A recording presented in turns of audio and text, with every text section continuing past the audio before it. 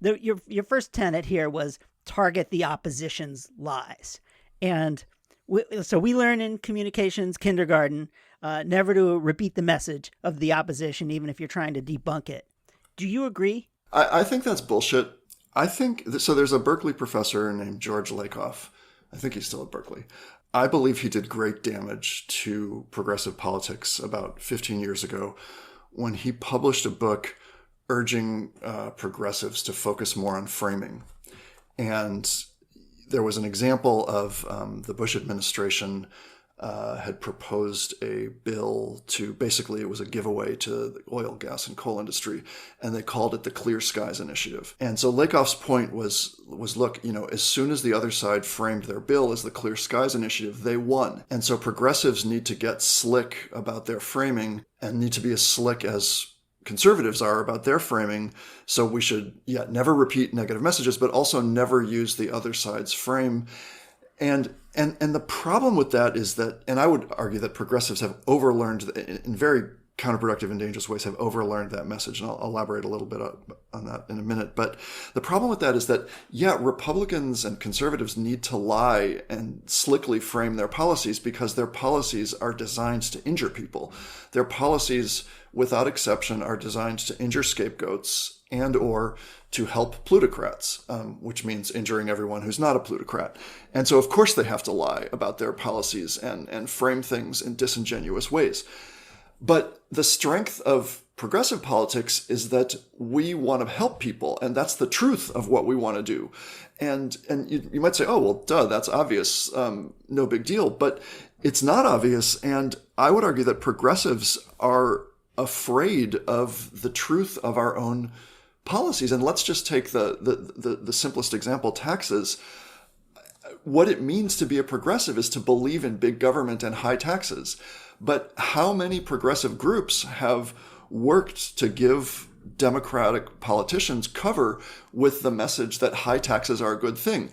You might say, oh, high taxes are a good thing. No, that's terrible. We could never frame things that way. Well, that's right. We could never frame things that way because we haven't done the decades of public education work that needs to be done to educate the public that government is good and that high taxes are good. You got to say that. You have to say high taxes are a good thing. You can't frame your way out of that with bullshit. And so on Don't Ask, Don't Tell, we used the other side's frame. When I came into the Don't Ask, Don't Tell conversation, the conversation was like this.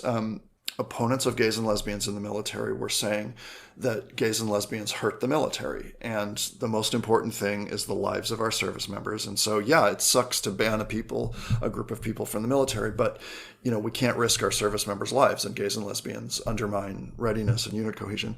And the response of my community was, that's unfair and anti-democratic and inconsistent with American values. And I thought that framing was not going to work because I could see that if any politician ever stepped forward to argue that Don't Ask, Don't Tell should be repealed, as long as generals and admirals with a straight face could say that gays and lesbians hurt the military, then no politician could ever prevail on Don't Ask, Don't Tell repeal. So there were a lot of things that needed to happen to get Don't Ask, Don't Tell repeal across the line, including lobbying and litigation and grassroots advocacy. But my sense when I entered the conversation in, I guess, about late 1998, so 5 years after the policy had been put in place and about 12 years before it would be repealed, was that we had to win on the other side's argument. So let's use their frame. Okay, they want to talk about military readiness, fine. But let's use research to show. So the other side was lying about military readiness, and the research show that inclusion actually helps the military. So let's make that argument that based on research, inclusion helps the military, and it's discrimination that hurts the military. So we repeated the negative message. We used the other side's frame, but over time, we prevailed on our message, and that opened up a space for litigators and lobbyists and grassroots activists to push the policy across the line. And Aaron also takes on some of the sacred cows of left-leaning political communication strategy, like George Lakoff and framing. He just goes right at Lakoff, and he makes a really great point. If the other side is lying, you have to call out the lies. You can't just pretend those lies didn't happen and come up with your own new way of framing an issue. You just have to call the lie.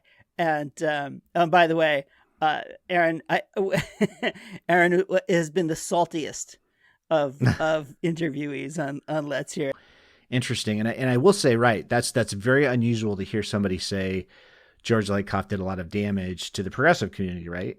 But then I think that there's a thread in there, which is like, let's learn the right lesson when we're having these conversations, right? Let's not take away the wrong lesson. And the wrong lesson, as Eric is talking about, or as Aaron is talking about it, is let's not be afraid to tell the truth of the policies that we're supporting.